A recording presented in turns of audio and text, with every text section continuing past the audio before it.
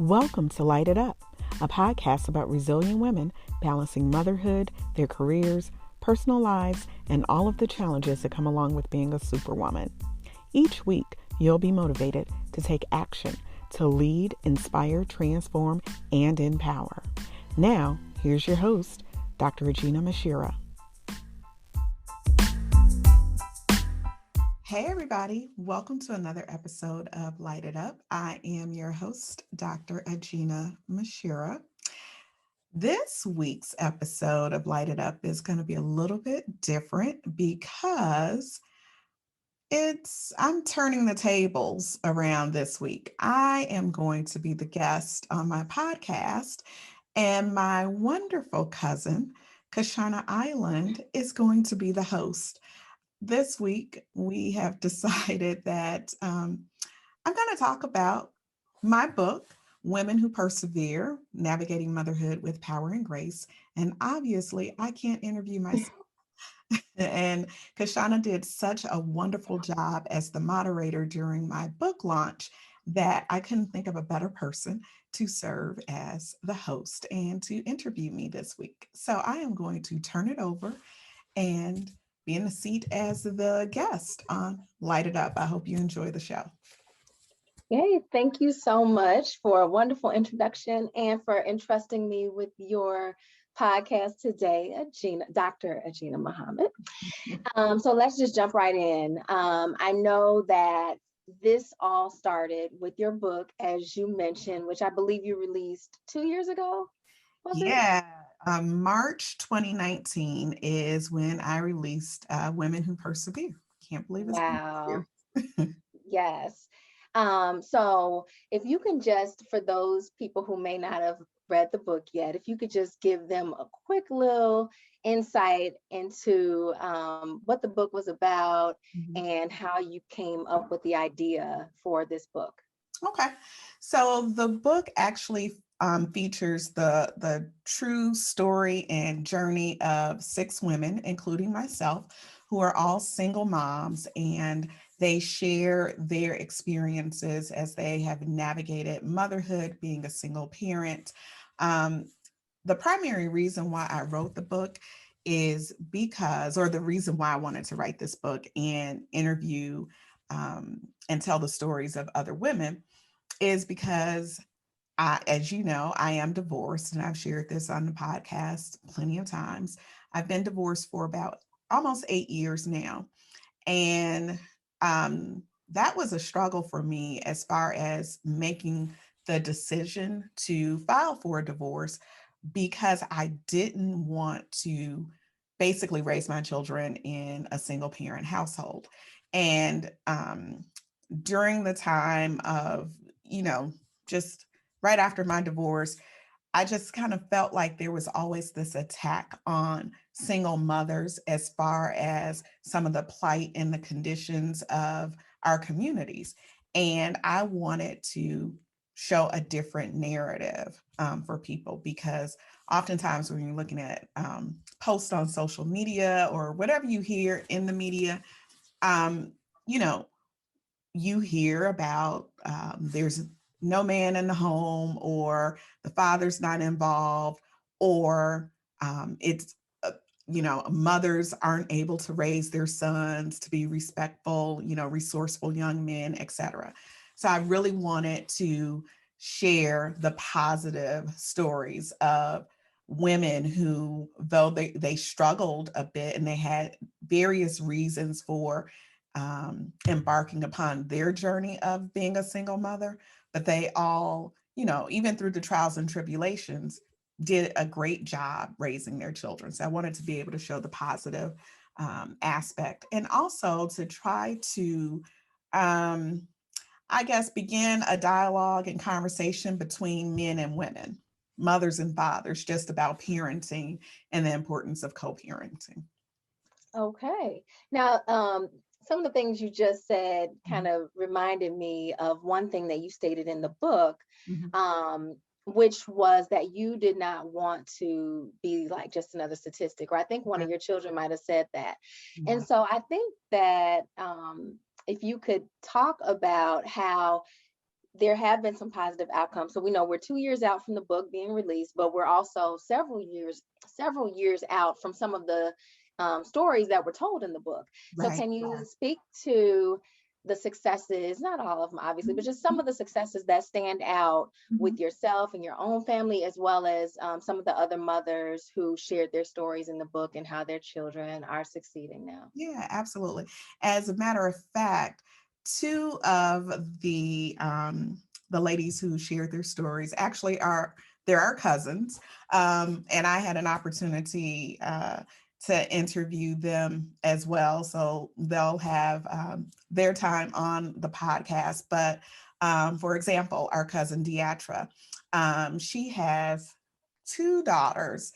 Um, and when the book was released, her oldest daughter was on her way to a 4-year institution. She had already gone to a community college to earn her associate's degree. So she's preparing, for her final year of college of earning her BA. Her youngest daughter, Aaliyah, who happens to share the same name as my daughter, Aaliyah, she is actually graduating on May 21st from high All school right. and preparing to go to college. Um, and she had a very unique story. I would say that the commonalities that all of us shared is that although we were all of different religious beliefs, practices, and faith, um, our faith was very important to us, and our families, our parents in particular, were very religious or religiously inclined. And for some of us, being considered maybe a preacher's kid or a deacon's kid or what have you, there are certain stigmatisms that are placed Mhm. upon you, especially if you're a single mother. So for at least 3 or 4 of us in the book, being a single mother was something that we struggled with because of what other people may say or what have you. So we had to even get through those hurdles. Um, Another person, my friend Leslie, who I attended college with, her daughter is now in college as well. She is entering, I think she just completed her second year in college. So she's away at school. And then, as far as I'm concerned, I guess I should talk about myself. My twins, Aaliyah and Kamal, will be 17 next month. They are wrapping up their junior year of high school. So we are preparing to apply to colleges, and they'll be leaving the nest in 2022. So I'm counting down for that. My youngest, and they're both working, um, doing well in school despite the pandemic. And then my youngest is graduating from 8th grade in a few weeks. And so she'll be a freshman. So I'm in the house outnumbered with 3 teenagers.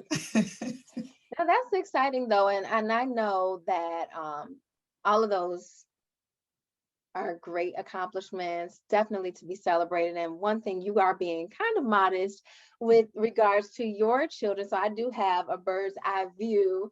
Um, you did not mention that you've got students taking AP classes and honors, and that your youngest daughter is like super ambitious with regards to kind of the little friendly competition. Did you want to just Oh, and a yeah. shout out to how well they're actually doing? Yeah. So I'll start with Khalees. Khalees had this goal when she entered middle school that she was going to get straight A's. Now, I will say she started out on the right track and she's still doing well. She did get a B in a class, but she had this goal where she wanted to outdo her brother and sister. Kamal and Aaliyah are both taking AP and honors classes, and for young men, especially young Black men in particular, my experience has been unique in that because I have boy girl twins, I can see firsthand certain, I guess, roadblocks that may be placed before my son in particular. So it's been very important for me to step in and advocate and to make sure that if there are any type of roadblocks where I see that you are actually setting one child up for success, meaning my daughter, and trying to hold my son back, that's something that I can see firsthand. We talk about it, we see it oftentimes in the, we may see it in different research studies or what have you, or anecdotally, we know that this exists, but I've been able to see it firsthand. And so I've made sure that my presence is known. They're at one of the best high schools in the south suburbs of Chicago, but even still, the inequities that exist for young Black men, um, it's prevalent, even in a community like where we live. So I am known at their high school, and I'm proud to say that my son, despite what teachers may have thought or may have assumed, oh, well, we don't want him to have too much of a heavy workload junior year, so we are not going to recommend him for AP or honors. He has absolutely, I'm going to say he's surprised me, to be quite honest, just because he's very laid back in his personality. But he's done a really great job, and I'm really proud of him because I think it's so important to make sure young Black males are, if they have the ability to succeed, we need to make sure that we support that, and not allow others to kind of have them tracked on a certain path. Yeah, thank you for sharing that. Now, I know that one of the reasons that you wanted to kind of turn the tables and be the interviewee Mhm. is that you wanted people to share your journey, Yeah. and you've always been very transparent, but you want people to kind of have a more intimate look into your life. And I know people are always asking you, how do you do it? How do you do it? Mhm. So you did just briefly mention how you are very present at their schools, and Mhm. you always have been. Mhm. So I want to know that, and I don't know, I'm sure most people who know you are you've always been super ambitious. When I introduce you, I always introduce you as my cousin who graduated high school in 3 years and college in 3 years and became a doctor and did law school and all this stuff. I'm always like big up in you, right? So, and then also your background is in education, Mhm. organizational development, leadership, academic and life coaching, advocacy, and of course, parenting. Mhm. With that resume and Mhm. also your own experiences, how do you, as a mother, as a now divorced mother, Mhm. um, how do you express the importance of education to your children such that they are performing the way they are Mhm. without being overbearing, but also without being too lax? Because we know it could go either way, right? Right. Just kind of like how you said, a preacher's kid. It Right. could be too much and they can rebel, or it could be not enough and then they're kind of underperforming. So, Right. how do you balance that and give them all what they need and also be present? And still, you're not a stay at home mom, you are working full time as well. So, Yeah. how do you make it happen? Let me get my pen so I can.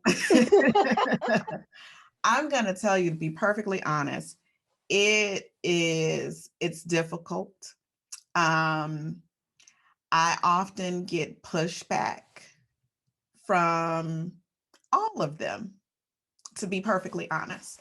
Um, yeah, I get pushback because sometimes, depending on what kind of mood they're in, and I guess I have to be mindful that, everybody has a mood, right? So there are times where I could talk about um, a class assignment or something that they need to do. And it's like, really? I mean, just today, I mentioned something, and Aaliyah said, I mean, I can't even just watch this video on my phone. We always got to talk about school. So it's like, okay. So then I'll step back a little bit, and then I'll wait. I'll give them an opportunity to kind of think about it and then let them come to me. Mhm. And I won't dish out what they've dished out to me. It depends on what kind of mood I'm in too. So I mean, I can be moody, um, but I will always follow up with, I am trying to help you, you know, And the one thing that I say, and it may aggravate them, but I'll say to them sometimes, well, I mean, I have my degrees. Yeah, I use that as well, and they don't care. They're not Yeah. moved. Mine are. They're like, whatever. We didn't ask to be born. But I do tell them, like, I'm trying to help you. If you follow, you don't have to be like me, because that was also another conversation that we would often have. um, because I did have all of my children, and the youngest is getting ready to go to summer school as well, so she'll start off freshman year in summer school. And my son would say to me, "You've made us go to summer school every year since seventh grade. Like, can we get a break?" I'm like, "No, I'm trying to save you time. Hmm. You have time to have a break." And my father used to always say that to me as well, about, I'm trying to save you time, Hmm. so that when you're an adult, you can do whatever it is that you want to do. There's plenty of time to play, travel, have fun, or what have you. And so I have set them up to, whereas currently entering into their senior year, they only need technically one class to graduate, because they're taking one of their required classes this summer, which is an econ course. The only class that they need to graduate is English. So all of the other classes that they're taking entering into their senior year is really just going to help support whatever it is that they decide to do when they enter college. Um, that's what I told them. I said, I did this so that, we could just kind of set you up for success in terms of being able to pick and choose electives Hmm. or different classes that you may be interested in as you prepare for college. But it's often hard.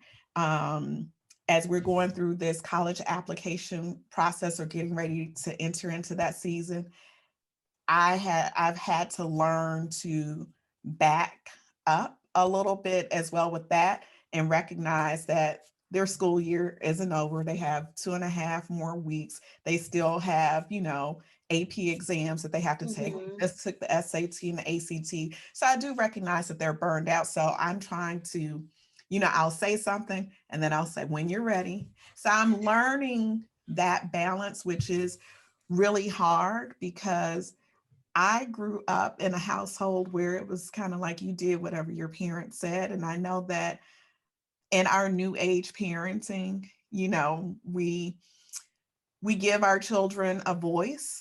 Hmm. Whereas when we were growing up, I know I didn't have a voice when I was growing up.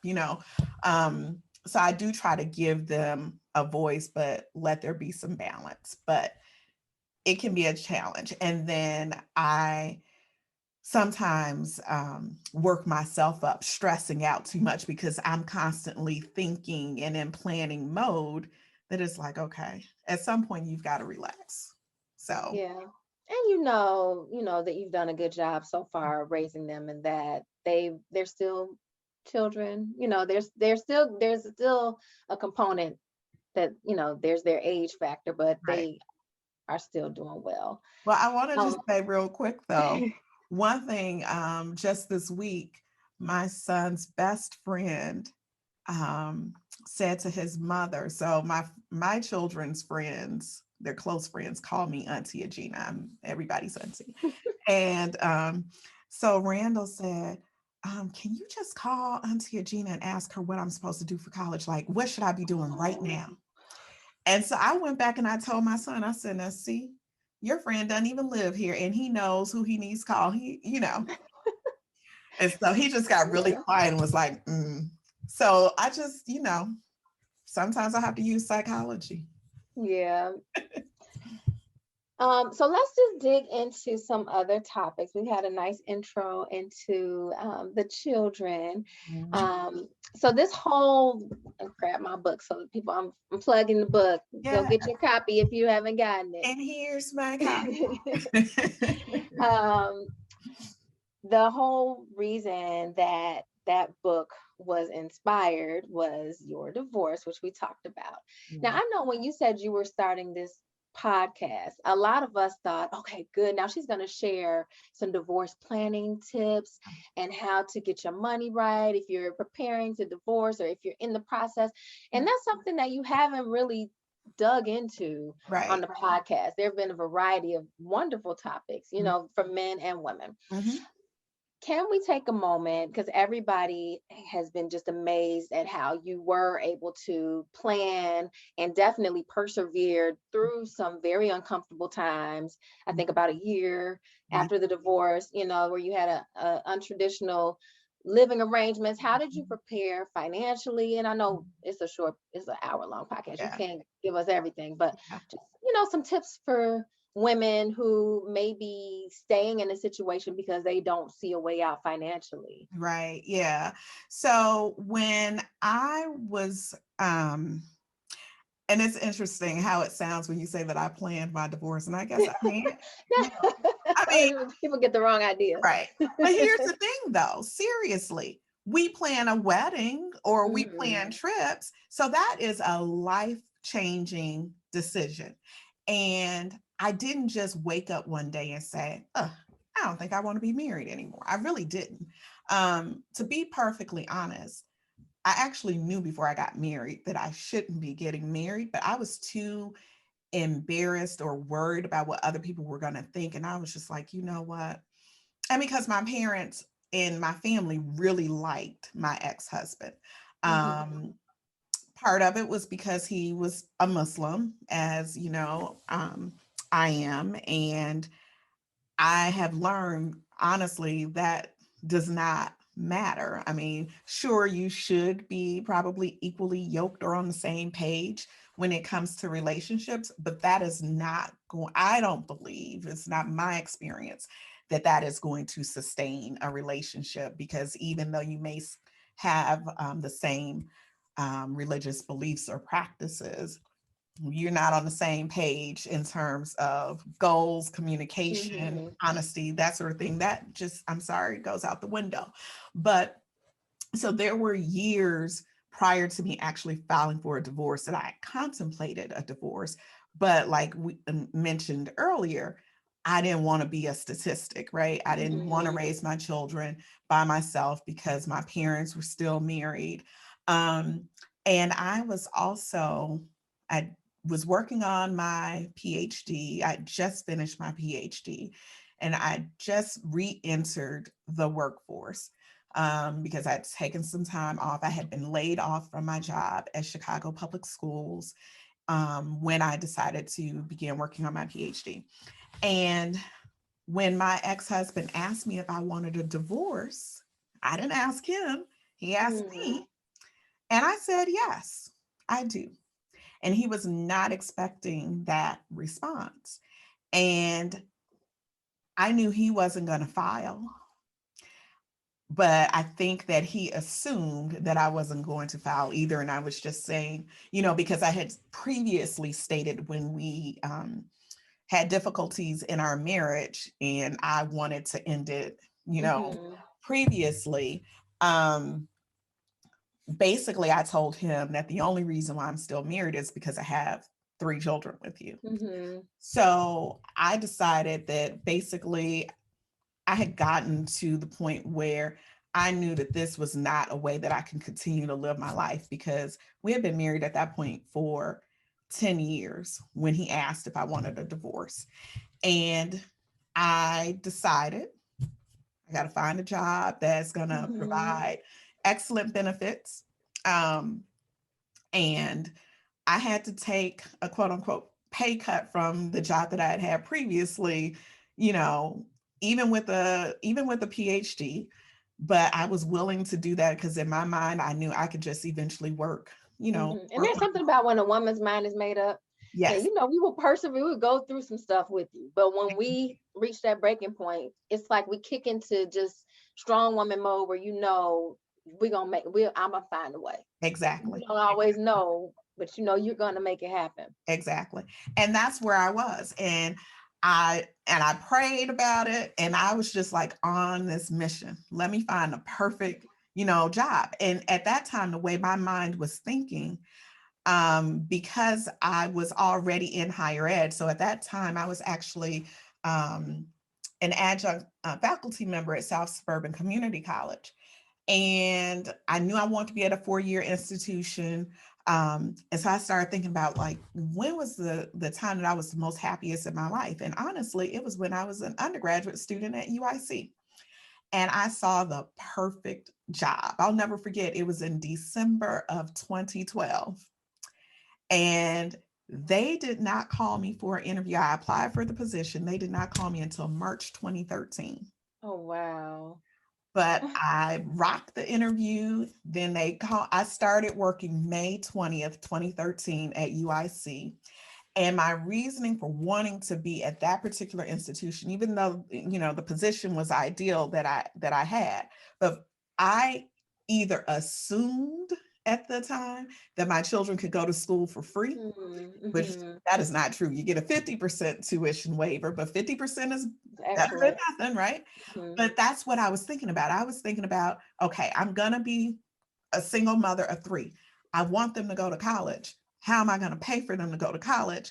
I need to work at an institution where they could potentially go to school for free, is the way my brain was working. So even that was a part of the plan, like trying to think long term. Long term. Mm-hmm. Um, and then just being strategic in everything that I do, because my ex-husband chose not to participate in the divorce either. So I secured an attorney. Some people say, well, you could have done it yourself. I was not taking any chances. Mm-hmm. Um, but he didn't participate in the process, which, as I think about it and just thinking about how our dynamics were in our marriage, although we had been married for 10 years at that time, we only had a joint checking account together because he never wanted to have a savings account together, which really bothered me when we were married. But when my attorney told me that was actually a blessing, we didn't have any credit cards together, any of that. So I was able to just walk away. We didn't have to spend time fighting over who gets this Assets. asset. You're right. Mm-hmm. And my married name was my last name. So I didn't have to, Yeah. so there were certain things that I just started to put in place in terms of, securing a job that was going to help me to be financially stable. I paid off my bills. I did have help. So, my dad did help me pay off my bills, but and just so that I could make a financially sound decision to exit. Now, I didn't tell my father initially, like, this is what I'm trying to do, Mm-hmm. but he knew that, I had just completed my PhD or what have you. And he was like, do you need help? And normally I would say no. And I said yes, because I knew I didn't need a financial burden of, any type of credit card debt or what have you, Mm-hmm. if I'm going to eventually, be on my own. And I think that oftentimes that's where we don't think that process through, because you're only thinking about either you have to exit, but it is very important to make sure as much as you can that you pay down your debt, and then that you start transitioning your thought process and your spending habits to one income, because that's what it's going to be. You no longer have the second income to And rely you can't rely on child support all the time and on. alimony and all that, especially women who, you know, are dealing with men who aren't necessarily working. You just so many different Right. situations. You absolutely cannot rely on that, because even when my divorce was finalized with 3 children, my child support payments initially was $150 every 2 weeks. So that's $300 a month Oh for my three gosh. children. For 3 children. Wow. Yeah. And that's being married. That's not Yes. even, wow. And even now, I don't get, when I hear other people, and I mean, I won't disclose where my ex-husband Hmm. works and how Hmm. much money he makes, but I will tell you, He has, over the last 8 years, tried to find every reason why child support should be reduced. And I know people who have one child who get twice as much as what I currently get for three. And it's Yeah. unfortunately has been an ongoing battle and situation with us. We're in court right now, Hmm. unfortunately. So So thinking also about making that transition. So you all were in a home, mhm, and then obviously you're no longer living in the same home. So right. um, what kind of insight can you give to women who are also facing divorce, or Mhm, who may not be married, but they're going to be splitting from their partner, mhm, with how to make that transition from being in the same home to purchasing another home, or just trying to get the best type of situation? Like you said, you're a planner, so I know you thought about school districts. yeah. You had to move to a different school district, and also what you can afford and security, all types of things. So Mhm. walk us through like what was going on in your mind as you were making that decision. Yeah. So here's a couple of things. I had to downgrade, so to speak. We were in the south suburbs. Um, and let me set this up for you all because we were living in a house that actually was about probably 4,500 square feet. So in his mind, we could have continued. If I would have been okay with it, we would probably still be living in the same house and divorced. And he was in the basement. The children and I had the first two floors, and he was in the basement. But that was just I. Comfortable, right? It was And very comfortable. confusing probably for the children. Yeah, and I think they were 9 and 6 when our divorce was finalized. So the things that were important to me were, even though I knew I was gonna have to like bring it down a notch. It was still important for me to make sure that my children had their own bedroom because that's what they had there. Hmm. Like I didn't want to have too much of a transition, but all of the extra space that we had previously, like I found a house that was, I think, just the right size for us because we didn't need all of the extra space.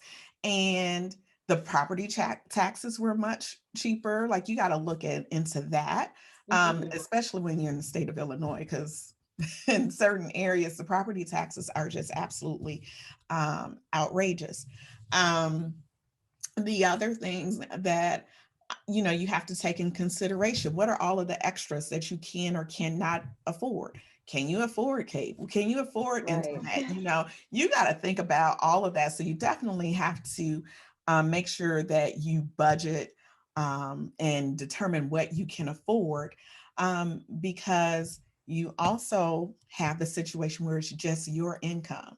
So if something happens, do you have enough savings, to cover you should something happen? Do you have additional, any means for additional income to bring in?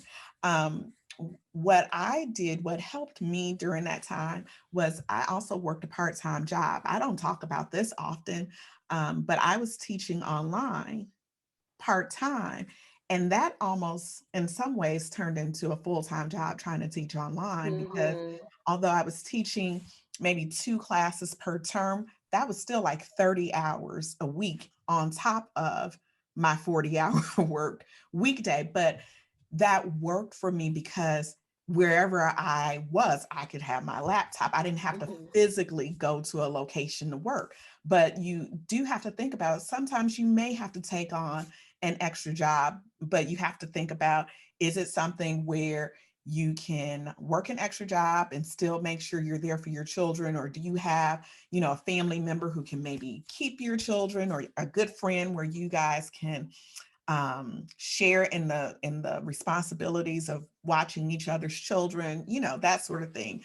So having a really good support system of friends and family who will be willing to work with you and help you is also very important. This is going through a divorce is not something that you can do alone, even though you may want to keep what you're going through private, but it's really important to have somebody that you can rely upon because there are going to be days where you just need that extra support, whether it's a shoulder to cry on or what have you, or Mm-hmm. somebody to, you know, give you ideas, or they may know somebody else who can help you with part-time employment to help supplement, your income.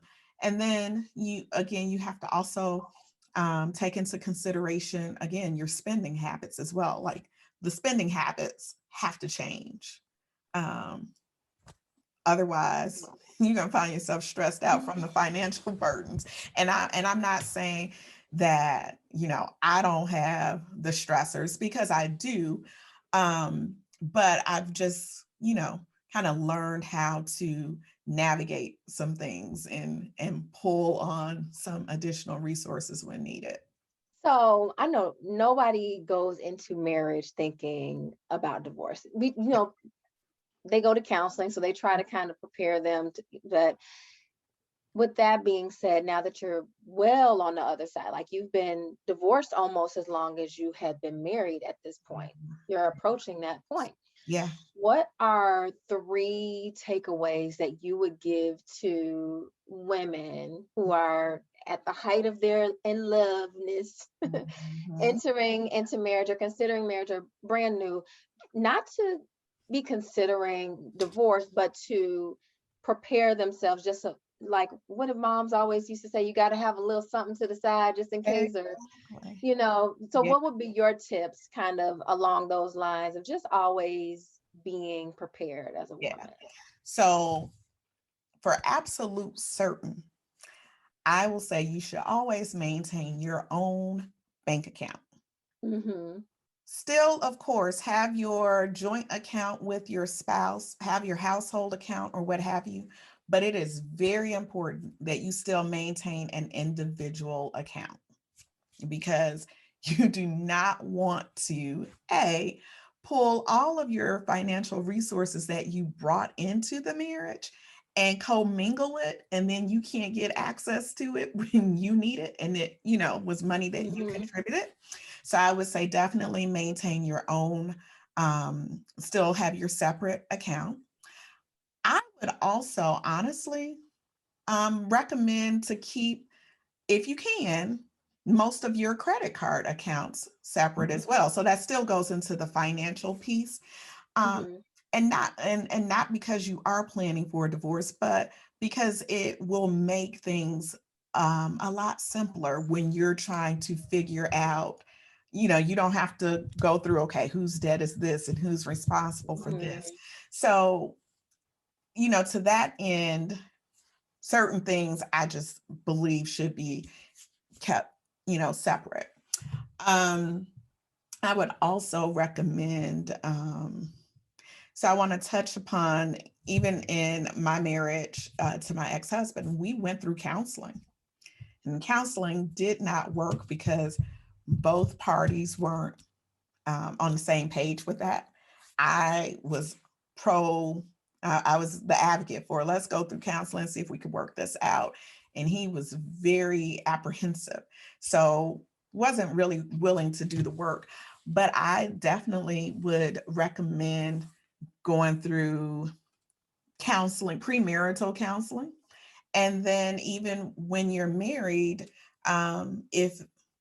if needed and if agreed upon, counseling wouldn't hurt either. But the communication piece just really needs to, regardless whether you're staying in the Mm-hmm. marriage or not staying in the marriage, communication is still important, bottom line. I think the other thing is, um, don't lose yourself That's a in a big one. relationship. um, I got married, i I think I was 23 going on 24, because had we remained married, this year would mark 19 years. So I think that's right. Sometimes I forget how old I am, and then I have to actually do the math. But um, don't ever lose yourself in a relationship. And here's the other thing, don't rely on your partner to be the source of your happiness either. I think sometimes as women, we take on so much in terms of being that caretaker for our partner, for our children, and we're always putting everybody else's needs before ourselves, that then we lose ourselves and forget who we are and forget, what makes us happy and what makes us who we are.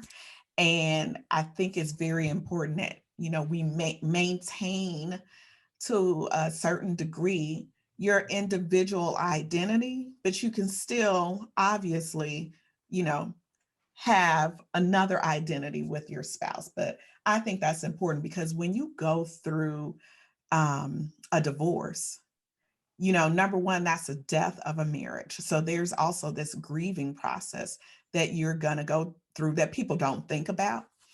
And you oftentimes have to rediscover who you are because you've probably lost yourself in that marriage or that relationship. Yeah, And because your then, identity changes too, right? You're not just Agena the individual, you're Agena the wife. So that becomes exactly, part of your identity. exactly. And so, do you know who you are outside of being somebody's wife? And I Because know, that's something we've been taught to aspire to, our generation. I think generations after us, totally different story, but our generation was definitely taught to aspire to become married. yeah, yeah. And so, when you're like me, in your mid 40s, early to mid 40s, or whatever I am. Let's call it early. Early Early. 40s, that's right. Because I'm gonna be in my early 40s for about another 10 years. So when you're in your early 40s and, I was somebody's wife, I'm somebody's mother. Okay, well, who am I now? Who am I outside of those people? Mm-hmm. So it's important to make sure that you stay in tune with who you are and your identity. That's great advice, definitely. And I would say it's great advice even for single people who are in relationships, not even necessarily down the path to marriage yet. So Mhm. thanks for sharing that. Um, so when you first were divorced, you said that if it were left to your ex-husband, you perhaps would still be living together in your marital home. Yeah. Um, that kind of makes me think about the whole co-parenting. Like, I think if you guys could have gotten along, that might have made co-parenting a little bit easier.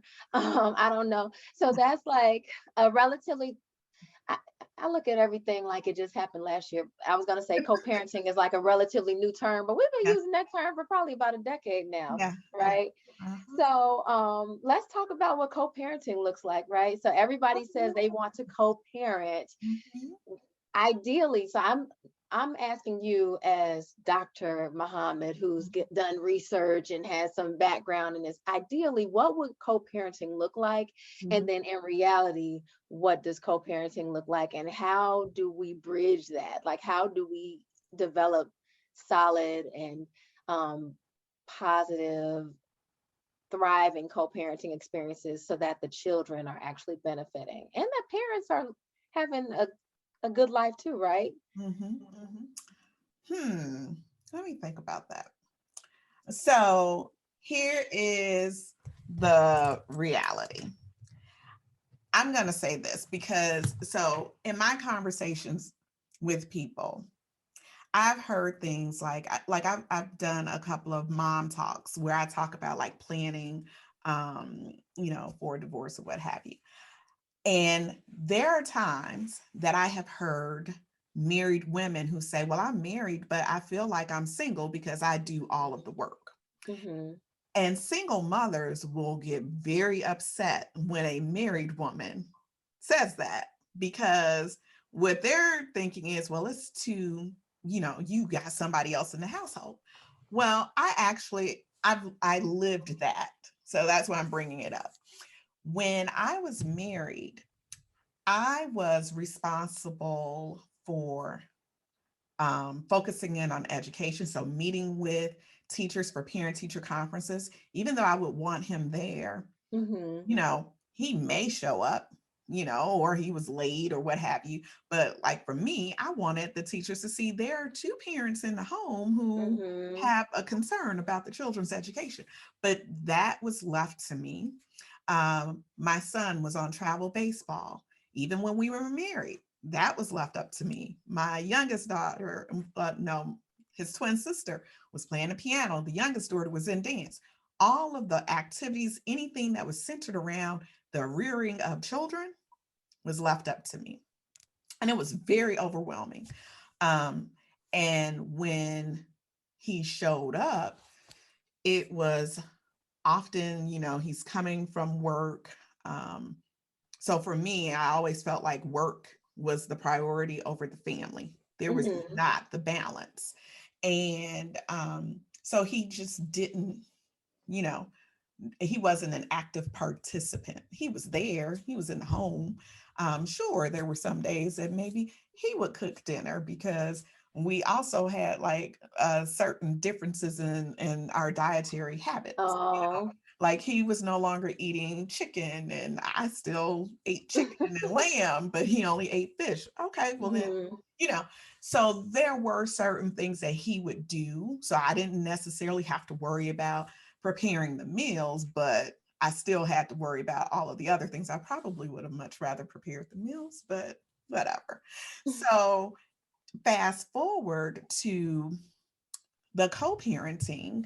Now in this situation, I just remember when, when we had the conversation, like finally kind of like sat down and talked. And I said to him, like, I really want for us to be able to go through this process without being angry with each other. The children need you or what have you. I want to be able to successfully co-parent. I want to be able to successfully share the responsibilities. I don't want to try to raise three children by Mm-hmm. myself where I'm making all of the decisions. Mm-hmm. And I will never forget, we were in the kitchen and he said to me that he felt more like an uncle or a big brother to the children than he did a father. And I was like so confused because for me, I'm like, well, that's not my responsibility. I can't cultivate the relationship between you and your children. That's something that you have to do. And what the situation has turned into is that, you know, with the visitation, I set up and he signed off on this, but it never didn't really materialize the way it should have, or it wasn't consistent. That since I was the custodial parent, he would have the children 3 weekends out of the month. I would have them the second weekend in a month. And when there were 5 Fridays in the month, I would have them that particular weekend. Mm-hmm. The moment that he had to start paying like a reasonable amount in child support, he told me that he was only going to get them every other weekend. We were supposed to share like winter break. We were supposed to alternate that. The summers, he's supposed to have them so many weeks out of the summer, and we were supposed to alternate spring break. That was off the table. So ultimately, what happened was I had the children 98% of the time, and the communication was not what it should be. We couldn't even talk, and even 8 years later, because our children are teenagers now, um, he doesn't communicate with me.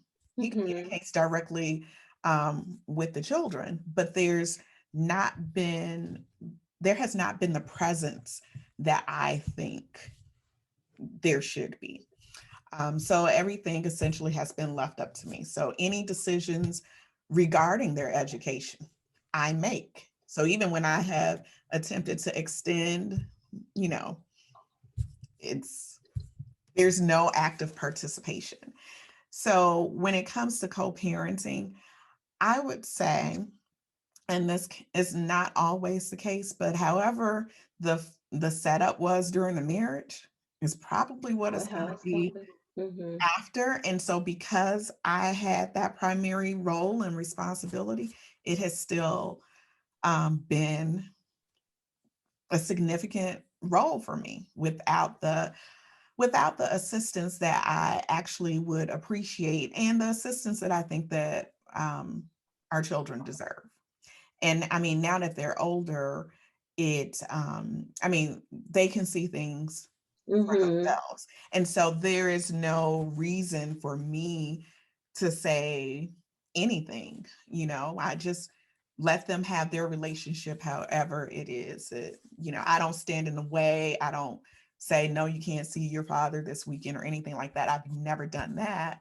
But I've always encouraged my children, well, why don't you ask your dad? Mm-hmm. You know, Yeah. because I recognize that he still is not at a place in his life or his development where he can co-parent with me in a positive way, because unfortunately I think there's still probably a level of resentment because I don't think that he thought that I was going to go through with the divorce.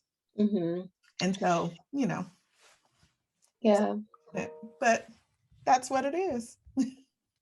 So you mentioned that you can't cultivate relationships Mhm, between him and his children. mhm. What kind of insight would you provide? Because I know a lot of times there is a lot of bitterness, even with unmarried people who have children together. Yeah. How did you manage, or how do you manage to not hinder the children from, like you said, you've never said you can't see your dad, and also not being vindictive to try to alter the way that they feel about him, where you said you let them determine how Mhm. they see things or how they feel about things? Yeah. How can you help women who might feel some kind of way, when you're going through a breakup or you're going through a divorce or what have you? Mhm. How can they kind of manage to be neutral so that they're not disparaging their Yeah. children's father to them? I have to tell you, it takes a whole lot of it's a lot of work. It really is. So I won't sit here and say that in the very beginning that I wasn't like, because that would be a lie. Yeah, That is not yeah. true. Because I was also angry. Hmm. Um I was angry because I felt like, A, I was a very good wife, mother, like, and the reason behind our divorce, I just, things that transpired to me, I'm like, you did all of that. You gave this up Yeah. for Hmm. that. So I was angry about that because I didn't go into a marriage envisioning myself being divorced. That's not what I wanted for myself. Um, and to be honest, there's a part of me that would like to get married again, I think. Who knows? I think the longer I'm single, the more that probably changes. But um, it was actually, there was something, I don't recall specifically the situation, but I do remember my children saying to me, and it was really the girls who said, when you say things about daddy, you're talking about half of us. And Mm. I never prior to that really considered it because I was only thinking about how I felt and how I was wrong and how I felt the Hmm. children were being basically getting the short end of the stick is how I felt about it, because I'm Hmm. like, these are great children. You know what I Hmm. mean? So you Like, feeling like you're advocating for them, and they're yeah, feeling like you going against my father, who is half, exactly. yeah. Right. And that was the wake up call for me. I'm like, you know what? You know, and I mean, I know how I feel. It's almost like with my father. I could say things about my father, when he was present, when he was alive, Hmm. but nobody else could. Like, Hmm. no, that's off limits. So I had to think about that and put myself in their shoes. So I do believe that as much as you may be experiencing some emotional turmoil from the demise or breakup of your relationship, you still got to think about the children and their feelings, because they didn't ask to be born. They can't choose their parent. Yeah. And that is a part of them, so it will Hmm. make them feel bad. So I think it's about maturity and growth. And I'm not the same person that I was when I first got divorced, versus where I am right now or where I was a few years ago. So I do think that it's just really important to kind of consider, yeah, definitely consider the feelings of your children. You may feel a certain way, but there are certain things that you absolutely should not say to your children, and try not to expose them to whatever the differences are between you and the other parent. Because sometimes adults will use the children as emotional pawns, and Mm-hmm. that is not fair to them, and it also doesn't help them as they're kind of witnessing how relationships are, even in a co parenting relationship, or if you're still with the person or what have you. So I just think it's about a certain level of growth, maturity, and then having some consideration for the children that you have birthed. Yeah, that's good. And not as easy as No, you just stated, it's not. but definitely something to aspire to and to consider, Yeah, right? yeah, it's Um, definitely not. I guess just always kind of be mindful, about it, and try and do your own self check as you can. But it's not easy. So I and want, sometimes they push those buttons yeah, and you forget the training. You yes, have to reel yourself back in. So you said you might be open to being married again someday, which means you got to date first right. I to do have to date get to first. that point. So how do women decide to start dating after divorce when you've got children? And how do you talk to your kids about it? Say, are you ready? Is it Yeah, okay? Do you even have that conversation with them? Would you say, hey, here's my boyfriend? yeah. How does that work? I think it does depend on the age of your children. So I am not new to dating, but I have sort of been off the dating scene a little bit. Um, I did have a relationship with someone after my divorce, and I waited an entire year before my children met him in person. Um, we were in a long distance relationship, but he was from here. So Mhm. that was the way that worked out actually is because when my children were at their dad's house, and if he was here in town, I didn't have to worry about my children coming in contact with him until I was ready for them, to meet. And when I knew that he was consistent, but they always knew that I was on phone with someone. So they were Mhm. aware. Um, and like I said, they were 9 and 6 when the divorce was final. So they were young. Um, and unfortunately, he passed away. It'll be 3 years in September, but he was the only man since the divorce that has ever been on vacation with us, has been to the house. Now, there were definitely boundaries that I set up. Mhm. Cannot spend the night in my home with my children here. There are just certain boundaries that I have just as a parent. Mhm. So my rule of thumb, even now, with having 16 and 14 year olds, is that um, I am not going to introduce my children to any man that I don't think is going to be consistent or present. Okay. They do. So my children have encouraged me to date. My son doesn't. He just he doesn't care. I think it's different with boys. But the girls have been the one who have been saying, you need to date. In fact, the other day, Khalees, the 14-year-old, she said to me, you really need to find somebody to date because you need to get married again and they need to have a Oh, child. And I wait, said, what? they, meaning the person that So I she date, wants a step sibling? wants a step sibling. She's been And I, watching too much TV. yes.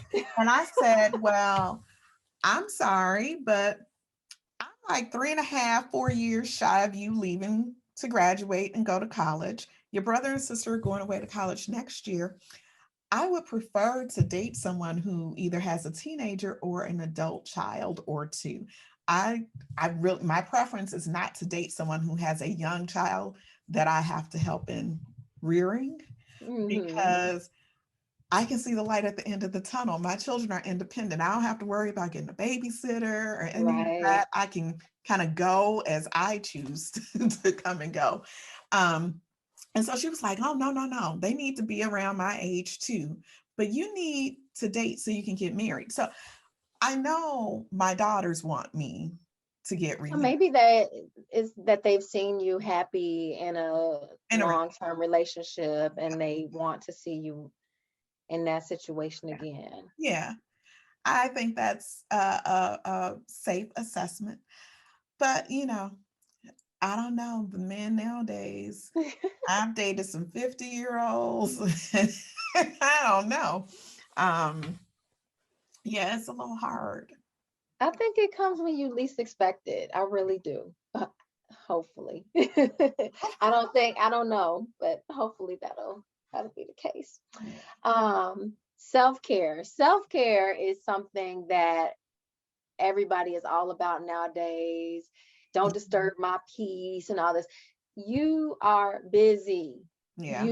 I mean, like every aspect of your life is almost a full-time job, right? So Mhm. parenting is a full-time job. Your full-time job is a full-time job. You are involved with volunteer work and the Democratic The Democratic Women Party. of the Southland Yes, movement. Yeah. yes, and however many other things I'm not. And then you wrote another book, which we're Yeah. going to talk about. Hopefully we can get to. Um, how do you? And it sounds loaded, but how do you, first of all, even grant yourself permission to Mhm. have time to yourself, right? Because we know as mothers, that's something that we sometimes struggle feeling like guilty for Yeah. even wanting to take time to yourself. But then how do you say, I'm taking this time, this is a priority? Mhm. You look great right now. You got your makeup in your hair, your nails. So I know that you are, taking time to yourself. How do you find the time and how do you grant yourself that permission? Child, that's hard because I feel guilty all the time, which is crazy. But I think this year I've learned that like I have to make the time because I feel an overwhelming amount of stress because I'm always ripping and running and, Hmm. taking people here, doing something, putting, somebody else first. And I have gotten to the point where honestly, I've said, do I want to live or do I want to, because stress is real. Yeah. It really is. And there are days where I feel so much stress that I'm like, okay, I got to stop. So I have now learned something that I didn't do previously. I didn't take naps Girl. because Well, let me tell you about the nap now. I, That is my number one stress reliever. I'm like, yes, oh, it's getting hard today. Let me go yeah, lay in this hammock. yes. I used Welcome. to think, Welcome. yeah, I used to think, who got time to sleep? No. So I think it was really the pandemic that did it for me because Hmm. this may sound bad, but the pandemic occurred at the perfect time for me because I was like drowning, seriously. Hmm. So to be able to then work from home, so now I no longer have the 2-hour commute because of crazy Chicago traffic, going to work and coming back. Like that, I found different things to do. So the hammock, I redid my backyard so I could actually enjoy outside space. And I told my children, like, this is my space. Don't come out here.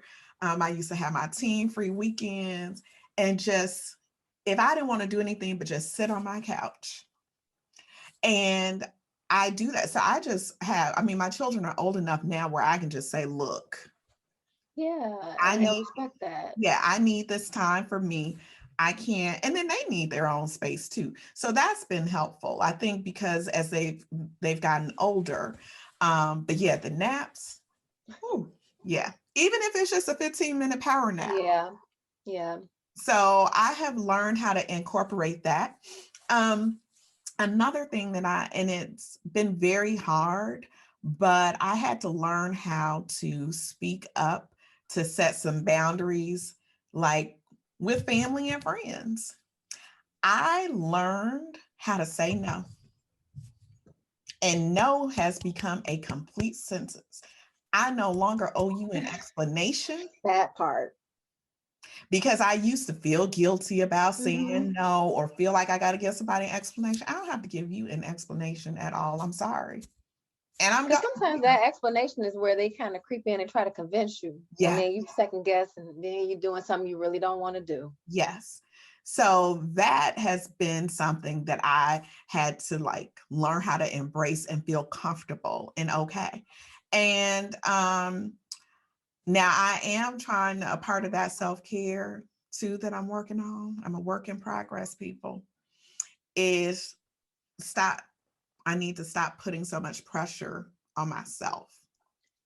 I don't know. I've known you a long time. I know I'm working on it. I'm working on it. But the other thing that I do that I enjoy are my walks. And I can also tell the difference. So, like during the winter months, Mm-hmm.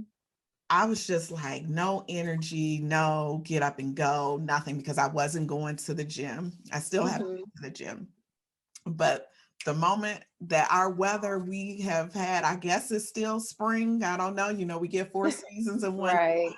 But like this week has been a great week because I've gone out to walk, just being able to get out of the house. And so everybody knows that my walks are my time. So what I will do is I'll start my morning with a walk.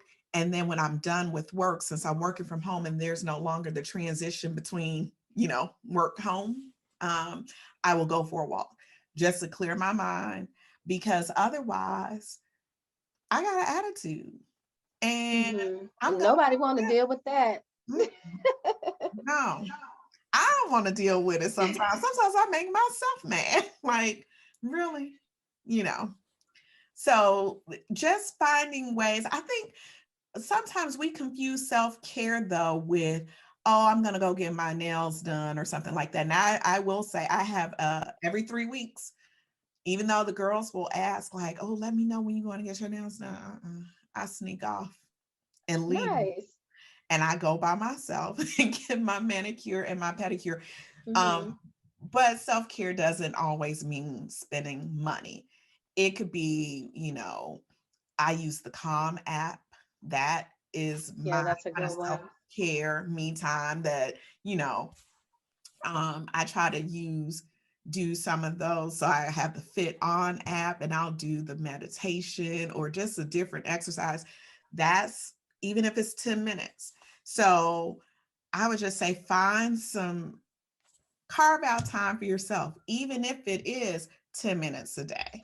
Even if it means, sitting in your car. Sometimes I will sit in my car in the garage. Me too. Wait a minute, Gina. They come in there because they hear the garage door open, Mhm. and after like about 10 minutes, one of them peeking, "Are you okay?" I'm Yeah. like, "No, I guess I'm done now." Yeah. Yes. I thought it was just me. No, that is my thing. Yeah, and yeah, they will call me like, "Where are you?" In the garage, sitting You in know, my you car. just need that time sometimes to, like you say, transition to Yeah. go, because you're out in the world doing something, Mhm. and then you're coming into the house, and as soon as you hit that door, somebody needs something. Right. Exactly. That is so. Listeners, chime in, comment below, and let us know how many times a week do you get caught in the garage de-stressing before you go in the house. We Right. need to know. It's not just us. So Yeah. I know another thing with you, and I'm sure a lot of women also, especially with us being home during the pandemic, Mhm. we're cutting down on the commute time, right? But then there's kind of this unspoken expectation that now you're available more hours as well. So I know I've caught you working after hours. Yes. Um, how are we balancing the home life and work whole arrangements? Ooh, there is Is it even no, possible? no, That's like the biggest question that we've had since people started working. it does not exist. Now, I did try to set boundaries, and I have set boundaries with work, but I'm also a workaholic. And I had to acknowledge and admit that I'm a workaholic, which I definitely need to work on. But what I did for my colleagues at work, I started to put my out of office on every evening, because here's what happens when you have colleagues who don't have a life or who are also workaholics like you. They will send you an email at 11 o'clock at night, right? But my crazy self got the laptop open and I see the email and I'm pissed off because they've sent me an email at 11 o'clock at night. Now, maybe for them, they're like, oh, well, I'm sending it now so she can see it in the morning. Well, I have, okay, so I could be a little extra. What? No. So in meetings with, I have told them about the setting in Microsoft Outlook where you can send the email for the next business day. Oh Lord. They probably talked about you so bad. Like, do she know they in the DMs talking to each other during your meeting? Does she know that she could also wait till the next morning to open her email? But they will email you on weekends too. And I'm like, I don't know. But it's an email, not an instant message though, right? It's an email. But still, I just believe that to the extent possible, everybody needs to try to be respectful of the work-life balance, because here's what happens. When you get an email from someone, your initial reaction is that you do need to respond. Well, at least for me.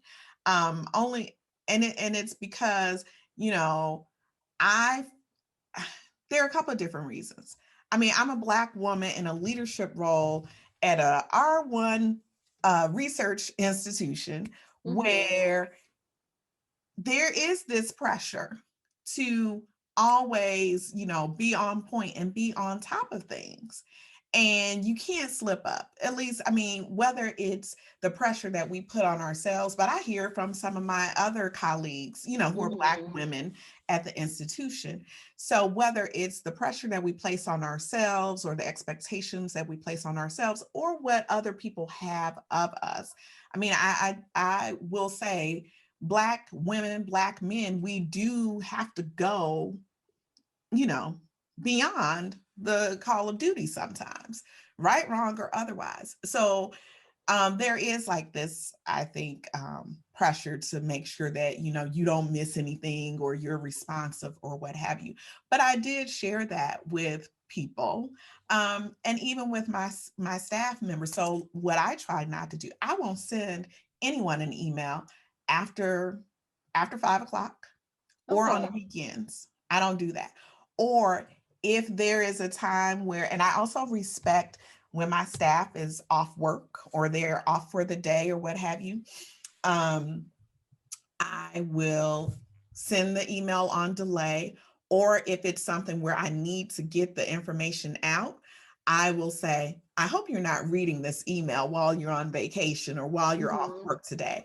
Or I apologize for reaching out to you when you're off. So I always try to make that a practice, because I'm trying to also train people to how I want them to, you know, work with me in that regard.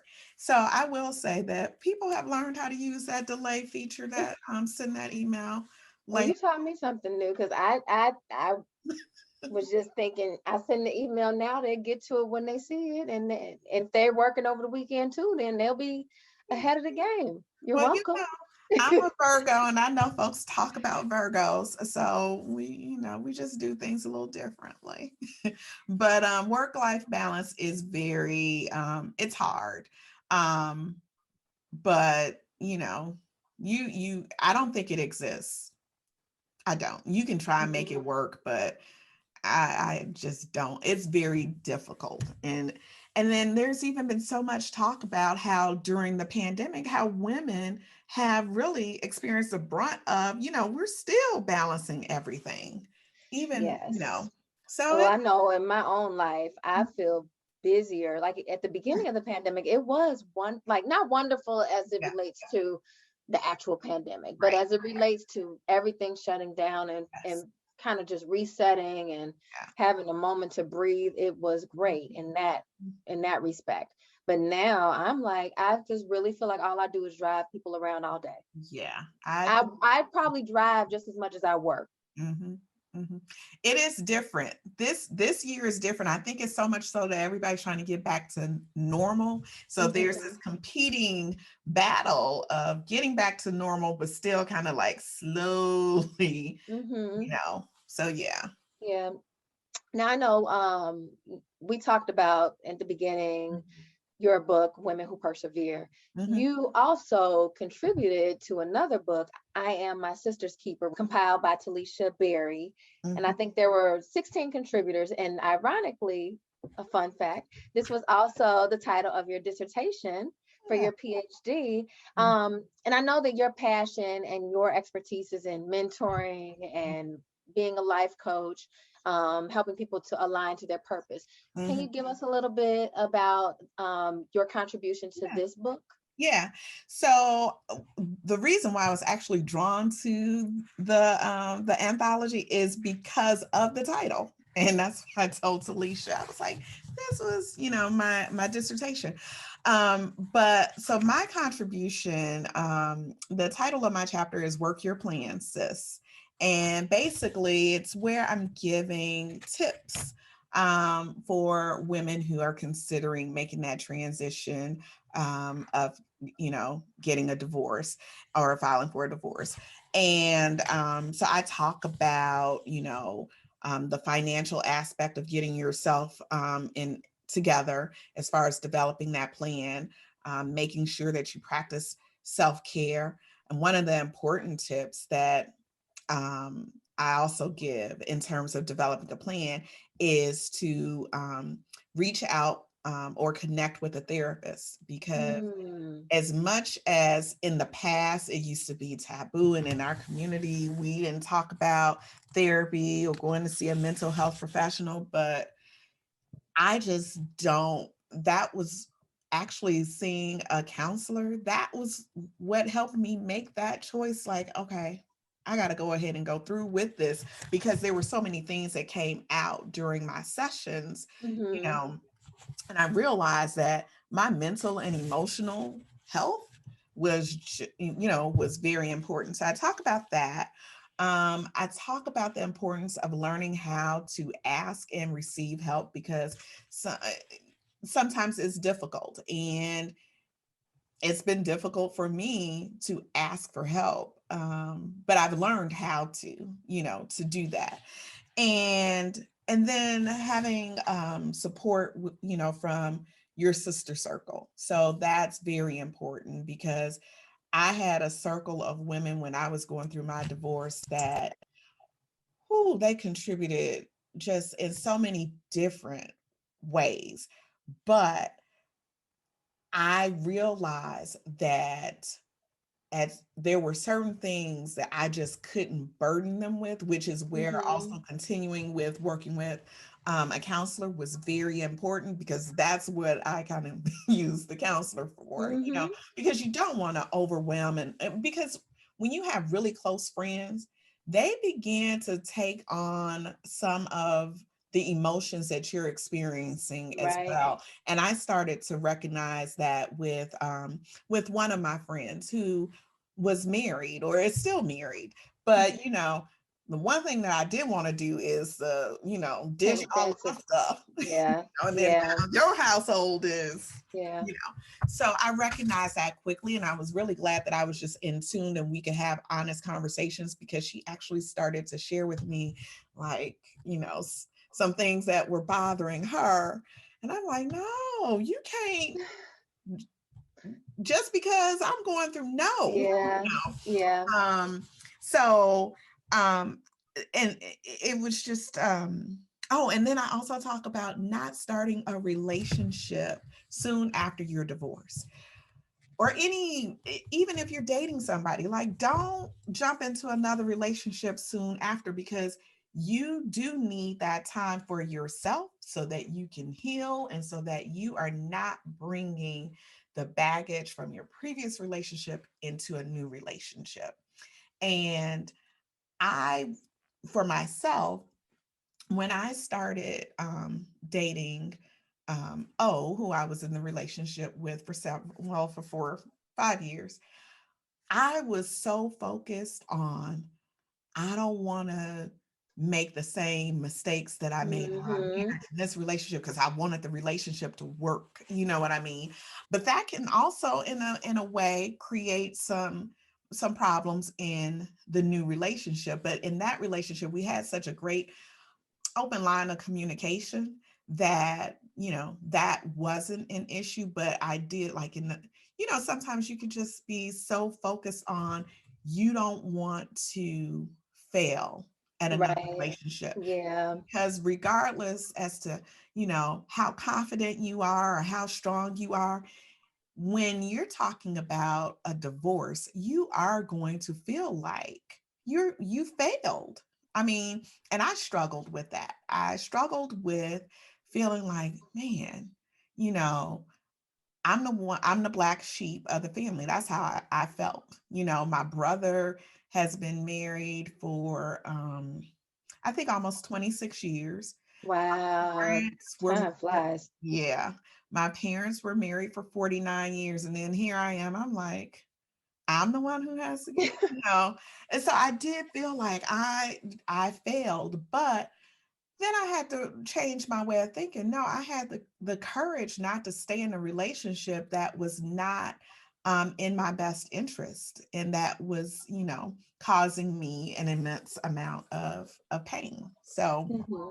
Um, so pretty much I'm providing tips, and just kind of outlining some key tips to developing a plan when you're going through the transition. So it was a lot of fun to be able to, share and contribute. Is an honor as well. And then there are a lot of other, different stories that are in the book, just talks about different aspects of life. I mean, because essentially, when you're talking about being a sister's keeper, you know, you want to be able to be there for your sister, whether it's a biological sister, friend, cousin, what have you. Be able to be a listening ear, a shoulder to cry on. I mean, that's what a sister's keeper is, someone who's going to be there to offer support and to help uplift, someone when they're going through. So, So yes. go buy the book, everybody. Buy that book by Women Who Persevere. I know obviously we are on the Light It Up podcast right now. Mhm, You've written 2 books. mhm. What else do you have going on? Whew. So you're a life coach and Yes. So I have been working with um, women who are trying to navigate their professional, career and make some moves in transition. And also, I'm working with a client who is looking to enter into a graduate program. So I try to serve as, serving as a academic life coach, success coach, mentor. So I'm working on that. And I am preparing to start working on another book. So, all right. Is it too fingers soon to tell us about the book? uh, maybe. It may. Okay, so next But time yeah, or next soon, I'm sure very you'll talk soon. about it. Very soon, because, I've given myself my own little personal deadline. I always kind of do things that I shouldn't have, put an immense amount of pressure on myself, but I've got a goal. So hopefully we'll be able to talk about it very soon. I'm sure. Yeah. Um, One other thing, and kind of piggybacking on what you just said, I know that you thrive in helping people navigate certain systems like bureaucracies. You said that you are assisting one of your clients with preparing for a graduate program. Mhm. How do you help people with, because you are definitely you're an executive director. Is that still your title? I Yeah. know you get those promotions. I might be a title behind. No, I Um, am still the executive director for the Council on Teacher Education at UIC. Yeah. Yeah, so you have experience and you talk about being in a leadership position as a Black woman. Mhm. Um, how is that like, first of all, having the courage to even apply to enter into that whole system, but then also continuously improving and honing your craft and moving up and bringing other people along. Mhm. Um, Talk about that a little bit. Yeah, so I've been in this role. It will be 6 years in December, and whew, it has been a, a different type of experience in the last few years, simply because we are dealing with a teacher shortage. Not Mm, only in the state of Illinois but across the country. And then you also coupled with the fact that the demographics of the teaching profession is not reflective of the students who are sitting in the seats in our classrooms across the country. It's really a challenge trying to recruit people of color to enter into the teaching profession, and that can be very draining and exhausting to say the very least. However, I still enjoy what I do, um, but I'm also recognizing that it may be time for a little bit of a change, to do something different, because I am a firm believer that when you have done the work that you need to do in a certain position, it's time to give someone else an opportunity to take on a leadership role. So I do believe in succession planning. mhm, And I've had a conversation, with people in my office saying, okay, want to try and prepare you. Are you ready? So I do have aspirations to do something different. mhm, Um, I do see myself remaining in higher education. My focus has really been with the work that I currently do, focusing on compliance and policy and legislative matters related to teacher education in the state of Illinois. So that is still an interest for me, but probably on a more broader scale. So we'll see what happens with that. But it is. Just working in this particular field in higher education, oftentimes I am the only one at the table, meaning the only mhm, Black woman at mhm, the table. And being in that situation, and then also being relatively young in comparison to my counterparts who are in those same spaces, sometimes, you know, you may have a tendency to kind of like question whether you're in the right space. But, you know, and I'm sharing that because, sometimes people just think that when you get to a certain level, that those aren't thoughts that go through your mind, but it's constantly going through my mind. How can I be in an environment where there are other people who are worthy of being in leadership roles, being at the table too? Is there equity across the board in the institution that I'm working in, where there are areas or spaces where you can continuously progress? I'll just say that when you find yourself in a situation professionally where those opportunities may not be readily available, be it because there are lack of retirements or just mhm. for other myriad reasons, then sometimes you have to make a decision and figure out what's going to be the next step. It's all a process. I think what helps me is the fact that I do have, so even though I've served in the capacity as being a mentor to several women, I also have mentors as well. So You're that, reading my mind. I was just yeah, gonna ask about that. yeah. So I think having a mentor, I don't care what level you're at, is very important. And then also knowing the difference between a mentor and a sponsor. So everybody should try to have, if they can, a sponsor, Sponsor. because there is a big difference between the two, because your sponsor is going to talk you up to other people. And I could probably share this, well, it's not really a secret, but recently there were several senior level people who recommended me, to apply for a position. Mm-hmm. I applied. I didn't get the position. I didn't even get an interview. And for a minute, you know, I was very disappointed.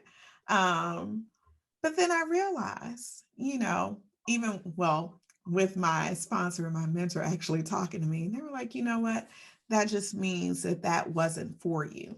Mm-hmm. And learning how to accept that, I think, is also key to growth and development as well. And, Definitely. and so I realized for myself that right now it is not the best time for me to make a transition. And since I do have this habit of planning, you know, I've got two children that I have to get off to college as far as getting those applications in. Like that's kind of my focus. And then once I get them squared away, then I can work on the next Back one. in the pool. That's Mm-hmm. right. Yeah. Yeah. So everything with, in due time and balance. So we have talked about a lot over the last few minutes. Yeah. We have talked about the books that you've written. We have talked about your life as a wife and then divorcee, a mother, a leader, a mentor, and a friend. Um, I don't even know, like, I'm sure we're missing something, but maybe that'll be for a second time for you to invite me out to interview you. But I know I've been plugging your books and your different ventures over the course of this interview. Mm-hmm. Is there anything that we're missing or that we didn't touch on that you wanted to kind of just tell your listeners and your viewers? Because again, this is just a chance for them to get to know you better. Yeah. Huh. That's See, I always like it when people just ask me a question. Let's see. Is there anything that you know, I don't know. Well, what we didn't talk about, and we could definitely talk about in a part two. We touched on it. Well, you touched on it about me launching the podcast and how you thought that, it was going to be focused on more of, divorce and that sort of thing. I do want to say that that with the podcast in particular, um, I wanted to create a space where I'm highlighting women and just everyday women who are, doing some great things. And I always think that there is always room to talk about, some other topics like relationships and divorce and that sort of thing. So there will be more of that this season. But I would love to just have, an opportunity. Listen to me. I'd love to have an opportunity to come back and let you interview me on Light It Up. So, but no, I just, I really want to thank everyone really for the support and tuning in to the podcast. I try my best to, there are certain topics that, sometimes I don't talk about. Like, I don't necessarily talk about some of the emotionally traumatizing events that have transpired because I want to keep this podcast, very positive and uplifting. And I do think that there's time and place to talk about certain topics. Mhm. And it's not that I won't ever touch on that, but just in case anybody is wondering why I don't necessarily, and I've had a couple of episodes where certain topics or certain, situations that have occurred across our country have just really weighed heavily on me. But I just want to thank you all for tuning in, and thank you for taking time out of your schedule to kind of, you know, ask me questions so people can get to know me a little bit better. This was actually fun being on the other side. It was a lot of fun, and I thank you for having me. Thank you so much for turning over the mic for just a little bit, which was really wonderful. And I'll let you have the last word. Oh, wow. Okay. Well, here's the thing, folks. If you would like to purchase my book, Women Who Persevere, Navigating Motherhood with Power and Grace, or I Am My Sister's Keeper, you can find it on my website at www.aginamahammed.com. You can also follow and subscribe to the podcast, Light It Up Podcast. I'm on Instagram. See, Kashanna, you need to help me out with the whole Instagram thing. Somebody You help can me. follow me. You can follow the podcast on Instagram and on Facebook. Um, and, just share with a friend, family member, and leave a review. I check emails. I will read your email. If you have a suggestion on a topic or a guest, send me an email, info@aginamahammed.com. So, um, thank you for the opportunity, Kashanna. That's funny that I'm saying that on my show. But no, this was really, really fun. And I couldn't think of a better person to interview me. So, Kashanna, you're going to always be my go-to person for Oh, this stuff because you're a natural at it. So thank it's you. all in the genes, all in the genes. But thank you all for tuning in for this week's episode of Light It Up. I hope there was something that I said that you found to be useful. So until next time, don't forget to continue to light it up and shine bright like a diamond.